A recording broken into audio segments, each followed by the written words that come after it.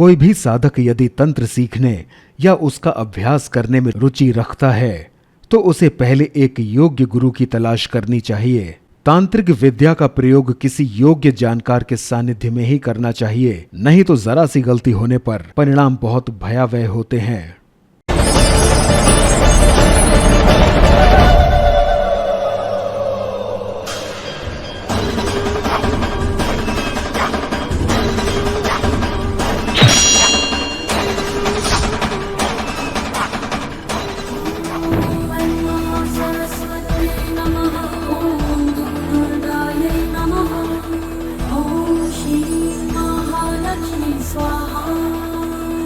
सर्वमंगल मांगल्य शिवे सर्वार्थ साधिके शरण्ये त्र्यंबके गौरी नारायणी नमोस्तुते।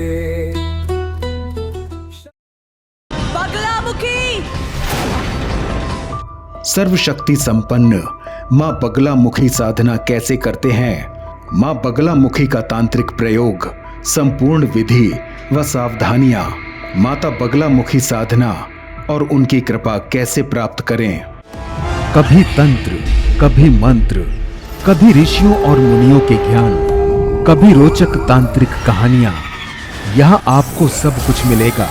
तो दोस्तों आइए शुरू करते हैं आप सबके साथ आपके अपने चैनल तंत्र मंत्र में।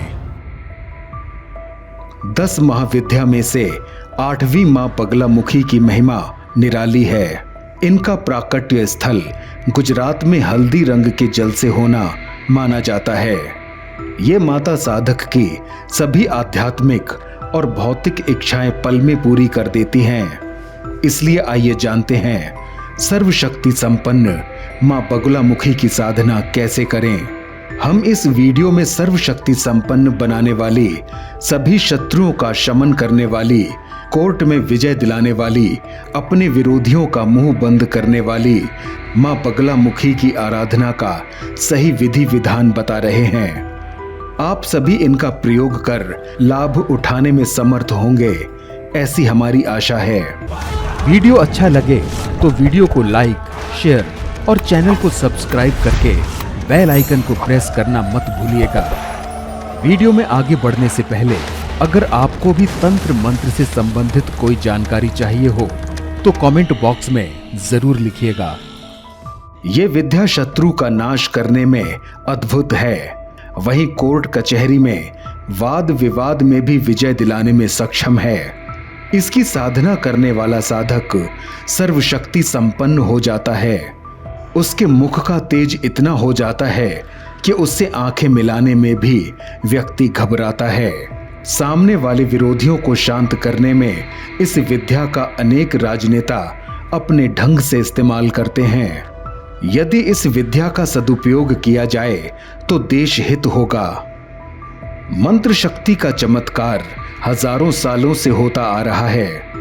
कोई भी मंत्र आबद्ध या किलित नहीं है, यानी बंधे हुए नहीं है। सभी मंत्र अपना कार्य करने में सक्षम हैं।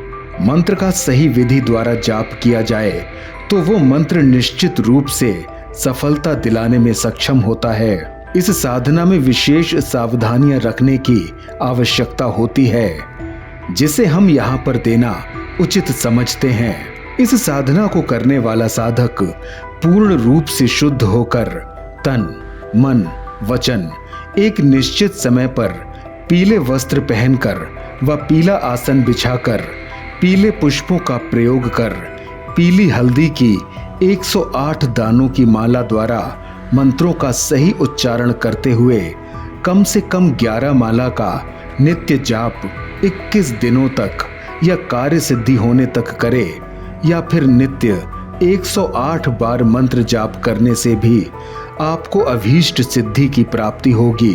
आंखों में तेज बढ़ेगा, आपकी ओर कोई निगाह नहीं मिला पाएगा एवं आपके सभी उचित कार्य सहज होते जाएंगे। खाने में पीला खाना व सोने के बिछौने को भी पीला रखना साधना के काल में आवश्यक होता है। वहीं नियम संयम रखकर ब्रह्मचारी होना भी आवश्यक है। हमने अब आपको सभी बारीकियां बता दी हैं। अब यहाँ पर हम इसकी संपूर्ण विधि बता रहे हैं। इस 36 अक्षर के मंत्र का विनियोग श्रेयादिन्यास, करन्यास, हृदय विन्यास व मंत्र इस प्रकार हैं।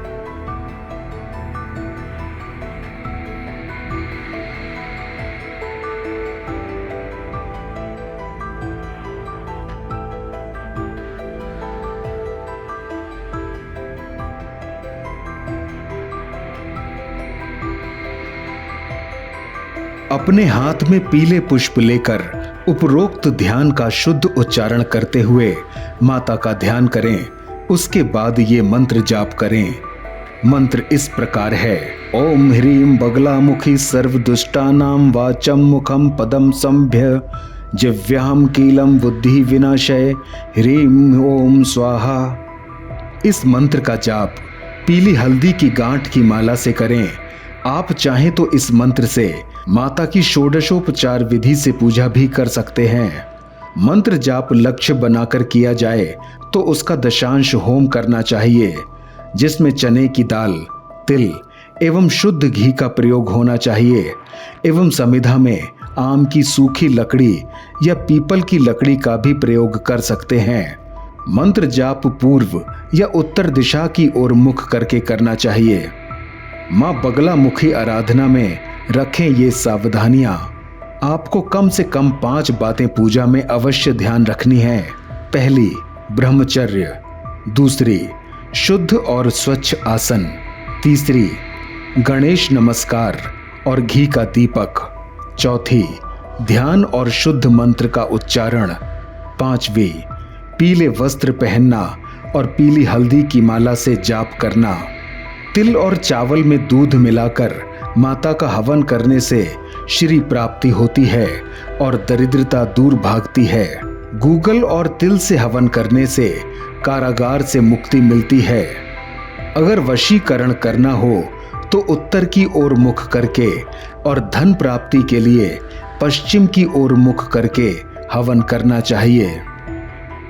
मधु, शहद, चीनी, दूर्वा, गुरूच और धान के लावा से हवन करने से समस्त रोग शांत हो जाते हैं। गिद्ध और कौवे के पंख को सरसों के तेल में मिलाकर चिता पर हवन करने से शत्रु तबाह हो जाते हैं। भगवान शिव के मंदिर में बैठकर 1.25 लाख जाप फिर दशांश हवन करें तो सारे कार्य सिद्ध हो जाते हैं। मधु, घी, शक्कर और नमक से हवन आकर्षण यानी कि वशीकरण के लिए प्रयोग कर सकते हैं। साधना गुरु की आज्ञा लेकर ही करनी चाहिए और शुरू करने से पहले गुरु का ध्यान और पूजन अवश्य करना चाहिए। बगलामुखी के भैरव मृत्युंजय हैं, इसलिए साधना के पूर्व महामृत्युंजय मंत्र का एक माला जाप अवश्य करना चाहिए। साधना उत्तर या पूर्व की ओर मुंह करके करनी चाहिए।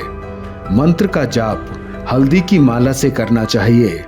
जप के पश्चात माला अपने गले में धारण करें। साधना रात्रि में 9 बजे से 12 बजे के बीच प्रारंभ करनी चाहिए। मंत्र के जप की संख्या निर्धारित होनी चाहिए और रोज उसी संख्या से जप करना चाहिए। ये संख्या साधक को स्वयं तय करना चाहिए। साधना गुप्त रूप से होनी चाहिए।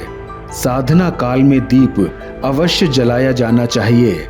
जो जातक इस बगलामुखी साधना को पूर्ण कर लेता है वो अजय हो जाता है। उसके शत्रु उसका कुछ नहीं बिगाड़ पाते। तो मिलते हैं एक नए वीडियो के साथ, तब तक के लिए अपना ध्यान रखिएगा। यहाँ दी गई जानकारी इंटरनेट पर उपलब्ध सामान्य मान्यताओं और जानकारी पर आधारित है।